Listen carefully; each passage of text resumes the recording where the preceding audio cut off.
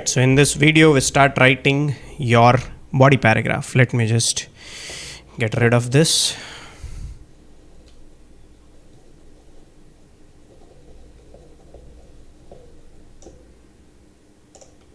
Okay, so yeah, let me. So there are people who will call this as a details paragraph. That also works. You don't need to stress too much about what exactly is it called. Call it a details paragraph, call it a body paragraph, whatever. I like to call it body paragraph because that way it's easier to remember, because I also use body paragraph in task 2, that is essay. Okay, so body paragraph 1. Okay, now keep in mind there are some sentences that you can write simply just straight away data points, that in the year 1950 the expenditure on healthcare was 2.4% of the overall average household. Okay, that is just one sentence. You can include these sort of sentences, 2, maybe 3 even, but make sure that you also include some comparisons. That is very much important.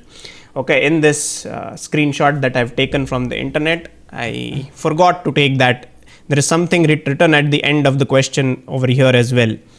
Okay, something about comparisons. So you must include comparisons. It is mandatory for you to include comparisons if you want to score higher bands. You can see the reason why you are asked to include comparisons is, if I give this task to a grade 8 or a grade 9 student, he will also attempt this task. But what he or she will do is, they will form a sentence out of each data point. For example, if you look at this diagram, they will write, in the year 1950, the overall average expenditure on housing was 72.1%, full stop. In the year 1950, the overall expenditure on food was 11.2%, and so on and so forth. For each data point, they will just frame a single sentence.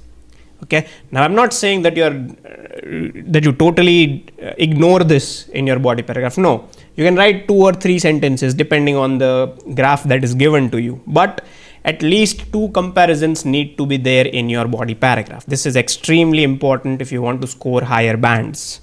Okay, so right now I'm going to write 2 comparisons, and then the rest of it you can fill by simple sentences based on data points.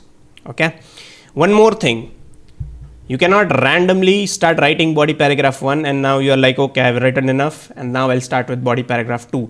Before writing both your body paragraphs, you must be clear inside your head that how will I bifurcate.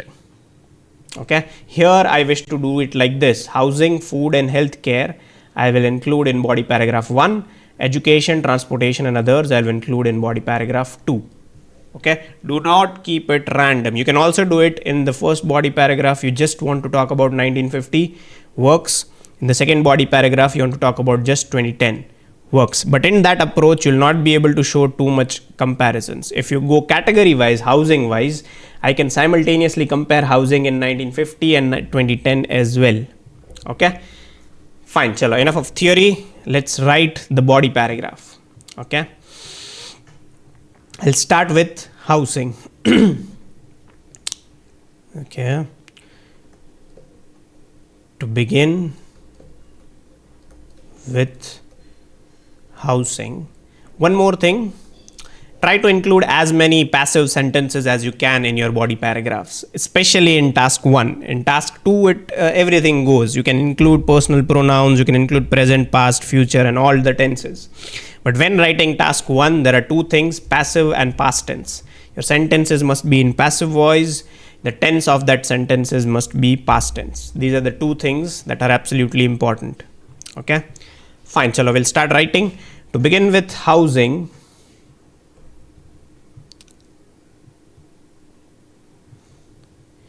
the average overall expenditure on it changed significantly. To begin with housing, the average overall expenditure on it changed significantly over the years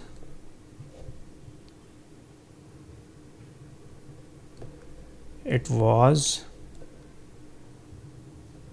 72.1% in 1950, whereas it stood at 22%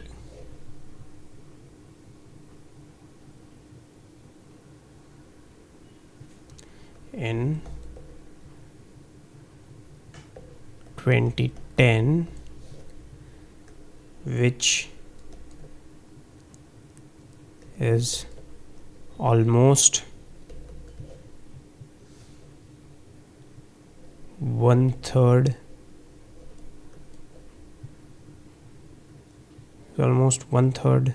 reduction. Full stop. Okay, done with housing. Let's move on to food. Okay, spending on food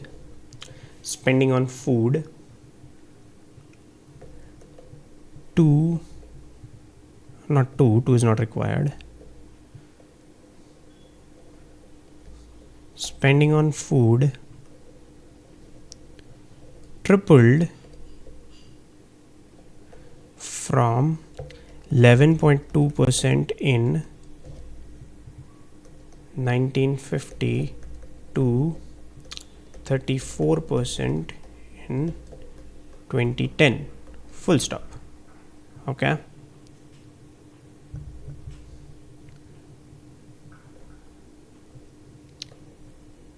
coming to the healthcare sector,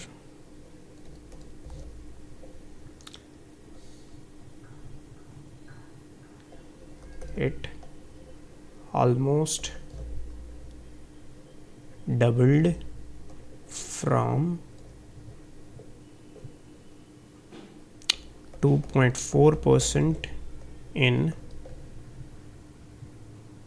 1950 to 4.5% in 2010. Okay, this is a very good body paragraph. Okay, you can include this if you just want to write the data points, you can, but the more comparisons, the more compounding that you do, the more clubbing that you do in your sentences, the better grammatical structures you can display in your better sentence structures you can display in your write up. Okay, a word of caution for people who are watching this video: do not straight away start writing like this. Okay, do not straight away start clubbing your data. It takes time. Okay, practice simply just writing simple sentences to begin with, and then as and when you get good at it, start including compound or complex structures in your sentences. Okay, if you still want to learn how to improve your bands in writing and overall IELTS exam, you can take one of my online learning courses. You can follow the WhatsApp link that is given in the bio of my channel, and we can get connected through that. Okay, so this is how you will write your body paragraph 1. In the next video we'll learn how to write body paragraph 2.